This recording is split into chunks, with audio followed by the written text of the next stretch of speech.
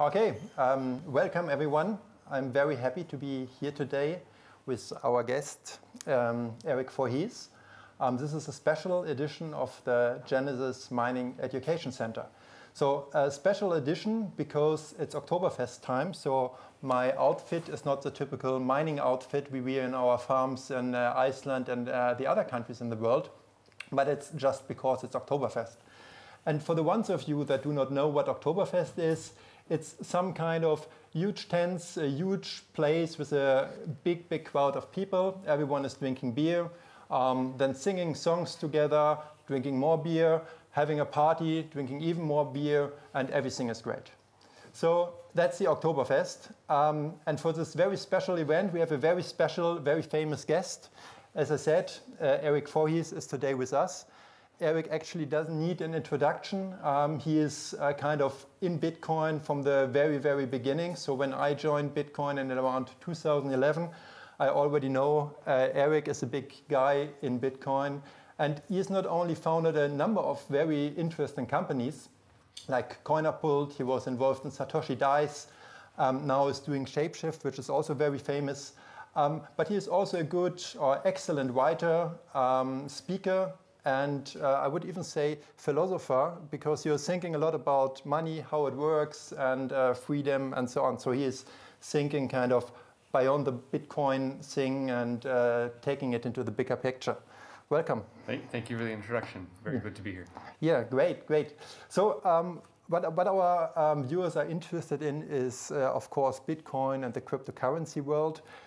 There is lots of things going on in Bitcoin, but let's start maybe with the most important things, because sometimes if I go out and speak to people and explain to them Bitcoin, and even some people that know Bitcoin, they think the most important thing about Bitcoin is it's a digital form of money. Yeah, but Bitcoin is so much more. Maybe you can explain a little bit why Bitcoin is so much more interesting than just kind of a digital form of cash. Yeah, well, the first thing to say is that Bitcoin being digital is not what made it unique. The forms of money that people use are already mostly digital. Mm-hmm. So the money on your credit card or in your bank account, that's all digital money. It's not backed by gold. It's not backed by even physical cash in a bank. Mm-hmm. It's just purely digital on a database somewhere. So it's interesting that people's first reaction to Bitcoin is that it's weird because it's digital. Yeah. That's not at all why it's weird. It's weird because there's no central party behind it. There's no bank behind it. There's no central bank behind it. There's no government behind it. It is decentralized. So that is really why it's important, and that's what makes it fundamentally different from anything that's happened before. Okay, yes. And why do you think it's so valuable to be independent from the central bank, for example, or from banks in general? Yeah, well, so central banks generally print money because it is one of the ways that governments pay for themselves. Mm-hmm. So governments are very bad at spending within their means, right? Mm-hmm. Yes. They spend more than they bring in revenue from taxes. And so to spend more, they issue debt, and they still spend more than that. And so how do they... It's very convenient. Yeah, so if you're spending more than you have in taxes and more than you can raise in debt, how do you spend that money? Well, you spend it by printing it. And very convenient. Very convenient. It's an amazing power if you have it, to be able to print money. Yes. And it's very insidious because if you have the power to print money, you get to spend it before it has changed the price levels of anything in the economy. So if I made $1 million at home and I could go buy a house or a car, and the rest of the economy wouldn't have reflected that increase in the money. But if I kept printing millions of dollars, at some point the supply of dollars will decrease the demand for dollars. And so everyone else that's holding dollars when I'm printing it is made poorer because of it.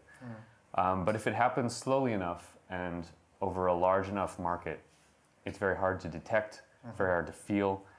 And yet everyone knows that when they go to the grocery store, the food they buy, it costs more than it did last year, and definitely more than it did 10 years ago.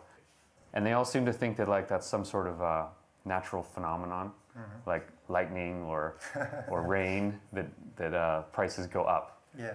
And they go up because the money is getting debased. It's Yes. getting printed by central banks. And if you don't have a problem with that, then keep using government money. If you do have a problem with that, Bitcoin finally allows you to escape it and to have an alternative. Yeah, yeah.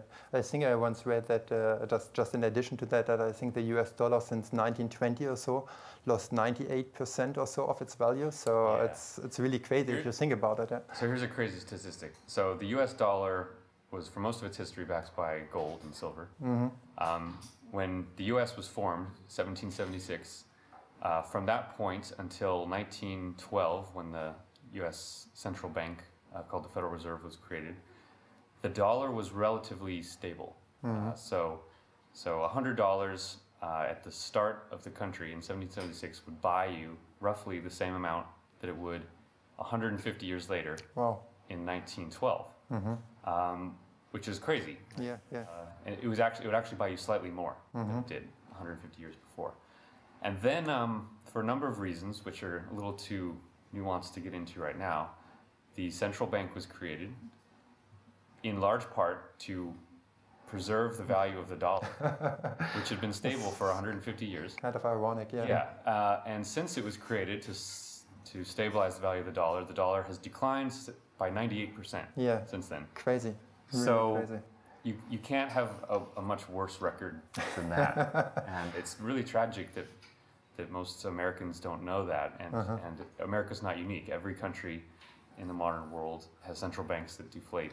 Yes, they all basically work the same. Yes. So the funny thing actually is I studied mathematical physics and then I worked for some time in banking, but I never really thought about money, and what function money is. I mean, it was just there for me and it kind of worked.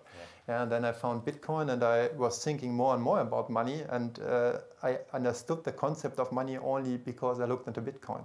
I think for you it's probably the other way around. You looked into money and how these things work probably even before Bitcoin, right? Yeah, I mean, I studied business and economics in school, but I didn't learn either of them. Okay. I got out of university right before the financial crisis, and I was living in Dubai and saw the whole financial crisis unfold from abroad. And during that time, I got really interested in money and economics and how it all worked, and so I started studying it a lot. And just a few years after that, I learned about Bitcoin, and I realized immediately why it was so interesting. Yeah, yeah. For me, it was the first thing was like, oh, this is weird stuff.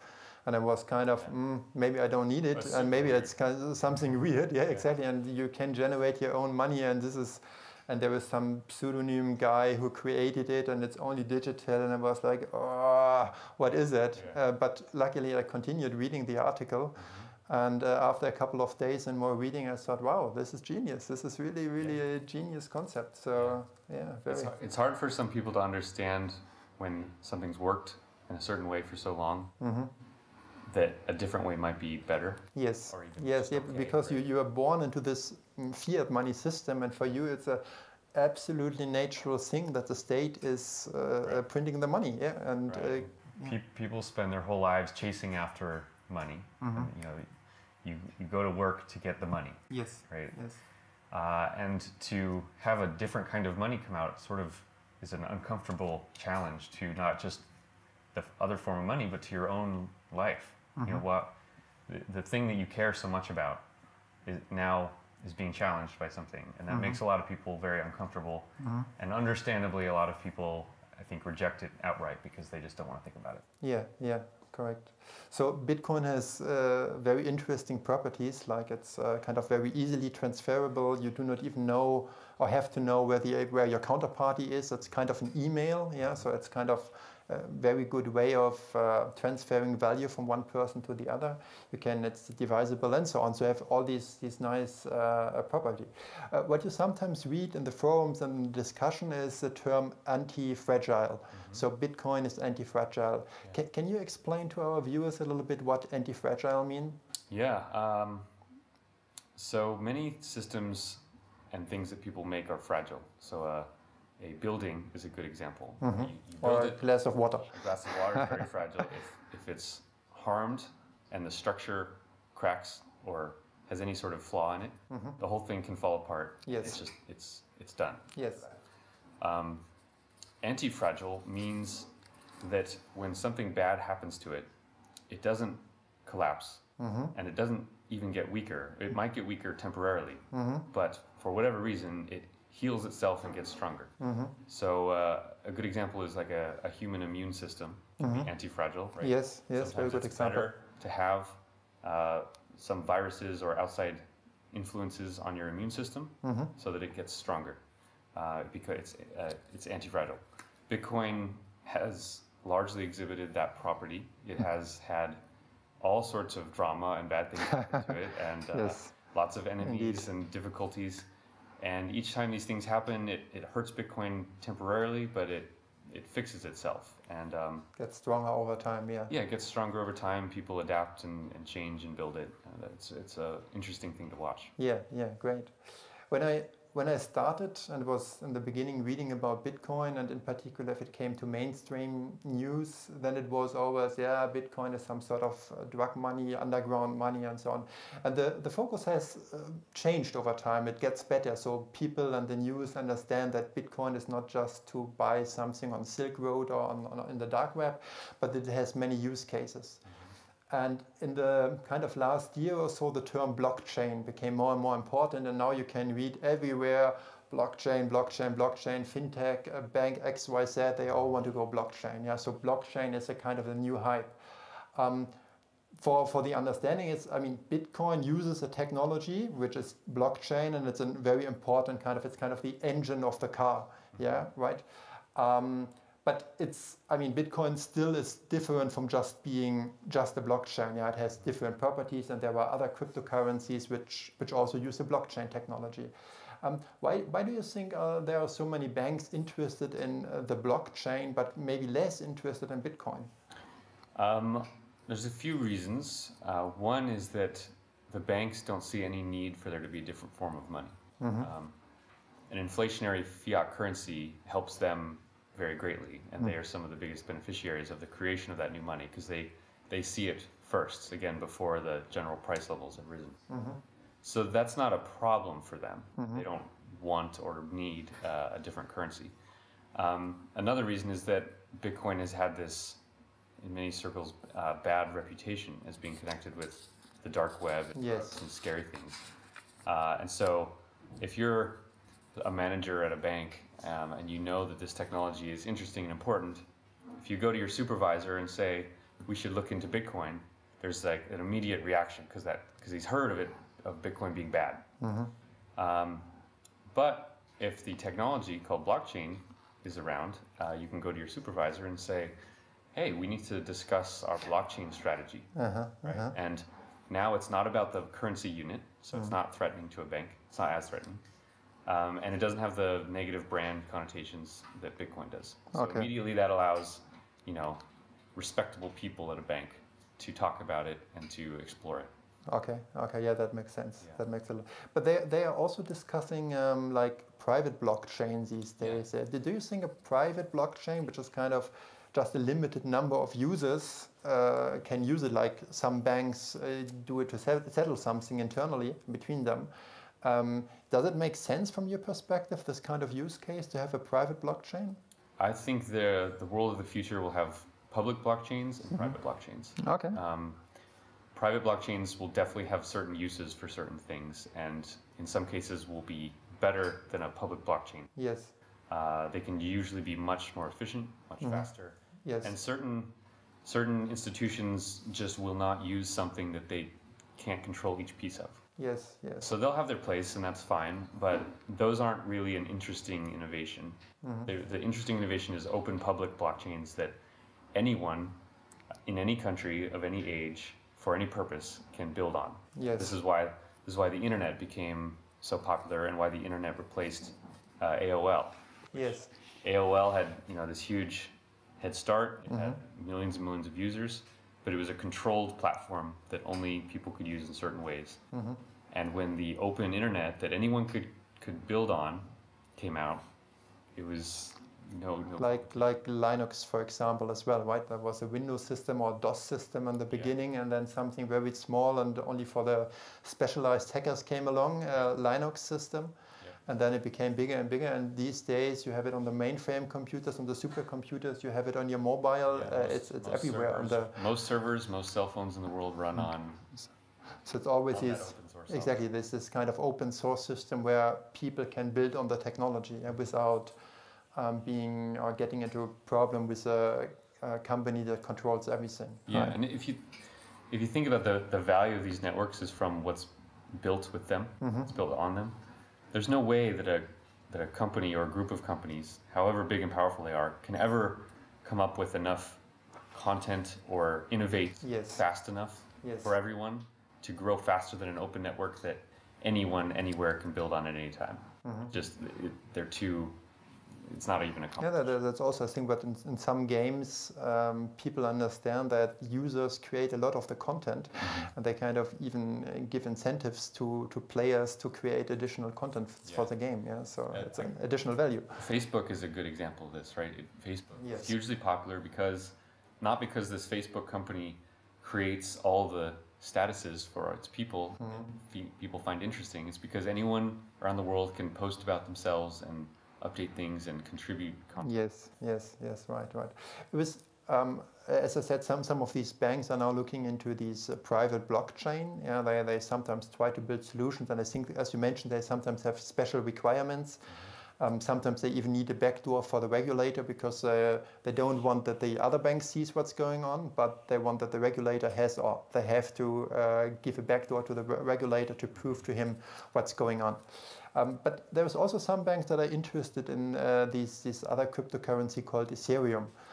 Can you maybe quickly explain to our viewers what is the difference between Ethereum and Bitcoin, and why Ethereum may be interesting also for banks? So Ethereum is another blockchain separate from Bitcoin, and it is more complicated, and it allows more intricate things to be built on it. Largely, it allows applications to be built on it much more easily. And that's not necessarily better or worse, it's just different. So Bitcoin is a simpler tool, and sometimes simple is better. But there are things that people can build on Ethereum right now, programs, software. For example, Shapeshift is building some new programs that we wouldn't be able to build on Bitcoin today. Maybe in the future we can, but not today. And we can do it today on Ethereum. So we're building on Ethereum, and Ethereum has all sorts of interesting applications being built on it. And so I think it is definitely worth people looking into. Of all the many cryptocurrencies and platforms and blockchains out there, most of them are pretty pointless. Yes. Ethereum is one of the ones that I think definitely has a purpose and a utility, and I think is a really important complement to Bitcoin. I think the two of them make each other better. Yeah. And you can kind of create on Ethereum, I mean, you have the native currency, which is called Ether, but you can also kind of create additional coins on top of it, on top of this platform, which can be used for voting or for decentralized organization or for these things like a prediction market and so on. Like Augur. So just the ability to make new tokens easily on Ethereum is one of the ways it's better than Bitcoin. You can make other tokens on Bitcoin, and there have been projects like that. But they're more awkward. They don't work as well. They're not as flexible. On Ethereum, you can build them very easily, and they work very well. So that's just one example of the way it can be different. Yeah. So that kind of begs the question, and I know in the beginning you were saying Bitcoin is the one and only thing. Yeah, Bitcoin is the main blockchain, and we only have one internet. And that's what I actually like about you, is you kind of changed your mind. You were looking back and seeing, okay, there is, and you just mentioned it, there is some value also in other blockchains, like Ethereum. So, but still the question remains kind of, why do we have more than one blockchain? We only have one internet. What is your take on that? Yeah, so indeed, I did used to think that there's no purpose in having altcoins. Money is a unit of measurement. Right, and the world doesn't need 5 different units of measurement. It's bad enough that we have 2. Right? And how horrible would it be if we had 1,000? Yeah. So I held that opinion pretty strongly. What changed my mind was that I started to see tokens that came out that were not just other forms of money. They did something specifically unique that broadened the application of blockchain tokens beyond money. So Ethereum is a good example. Ethereum, the token is not just a form of money. The Ethereum platform does something that Bitcoin does not and cannot right now. For that reason, both of them, there's a good purpose for both to exist. Yes. But you have lots of cryptocurrencies, and many of them have no purpose to exist. Like I agree. Huh? I don't think Lotto coin or whatever people came up with in the beginning. It's just a clone of Bitcoin. But Yes. It has one little tweak to it. That doesn't justify a whole nother network. Yes. A fundamentally differently designed token does. Okay. Okay. What about these? There was a lot of talk about coins that are more anonymous than Bitcoin. So in contrast, what people might expect, because I have these kind of addresses in Bitcoin and I don't have to reveal who I am, still Bitcoin is not the most anonymous coin, right? So, and there is a lot about talk about Monero, Zcash and these things. Do you think they have some value? And then can you explain a little bit why it's maybe important to have this kind of feature in a cryptocurrency? Yeah. So one of the early things that drew people into Bitcoin was the privacy, was the anonymity. And compared to banks, Bitcoin is very private, but is not perfectly anonymous. And if you don't use it correctly, it's pretty easy for sophisticated followers to see how much money you have and where it's moving and all that kind of thing. So as the market started realizing that Bitcoin was not as anonymous as once thought, it started innovating again and figuring out, okay, well, how can we make a cryptocurrency that is even more anonymous? And there have been a number of attempts. Dash and Monero are the current best attempts, and they've both improved on the anonymity of Bitcoin. But now we have something called Zcash, and Zcash will come out in about a month. So that's October. End of October. Yeah, end of October. And Zcash, for the first time, has created a cryptocurrency that it's not just an improvement in the obfuscation of the money. It mathematically anonymizes it. So the information isn't there. Most of the other privacy tokens have just made transactions more obscure. But if it's just becoming more obscure, more advanced techniques can unobscure it. Yes. Zcash is actually an innovation in cryptography that will allow truly private, anonymous money that can't be unobscured. Yes. So for Bitcoin, as you said, you have this kind of network analysis you can do to kind of find out who might be the people behind it. And for Zcash, you have this, what you just pointed out, this mathematical zero knowledge technology, which even allows you, and that's crazy actually, to hide the amount that is transferred between accounts. You're just kind of putting some sort of money in one pot, and then you take out money, and you take out money, and you take out money. And the algorithms guarantee that not more money is taken out than there was in this position or in this account, but they never reveal how much was taken out to the individual addresses. So this is really mind-blowing in some way. Very cool. And this guy Zuko is the main guy in the project, and he was saying that he's built it largely for ideological reasons. He cares a lot about privacy, and he discovered as he was building it that actually a lot of corporations and large entities they don't like Bitcoin because it's not private enough. So whether their own bylaws or whether actual regulations require real privacy, they couldn't use Bitcoin because it wasn't private enough. So it's not only for the darknet or so. Right. Well, there's a very interesting alliance that will, I think, occur in the Zcash, where you have the ideologues who really care about privacy. And then you have large corporates who need it for their operations. They don't necessarily care about privacy ideologically, but they need it for their business. Okay. Very interesting. So Zcash is something where you're saying it has a value in its own? And it has kind of, but wouldn't it be possible kind of to integrate this kind of technology also into Bitcoin? Well, and Zcash was originally designed as an upgrade to Bitcoin. But Zuko, I think, correctly realized that even if it was going to be adopted into Bitcoin, it was going to take forever. Okay. And it was just not feasible. So he decided to just build it as its own coin. Okay. Now, could that technology be retroactively fitted into Bitcoin? It technically could be, probably with a hard fork or something. But it would be contentious, controversial. It might never happen. Okay. Okay. And the world will benefit from an anonymous money right now. Okay. Now that you mentioned, I mean, there are some coins where you say, or some tokens where you say, okay, they provide something new, they bring something new to the table and make it different. It's not just a copy clone of Bitcoin. They bring something new, like Ethereum, like Zcash, like Monero, Dash. There is also these storage coins that might be interesting.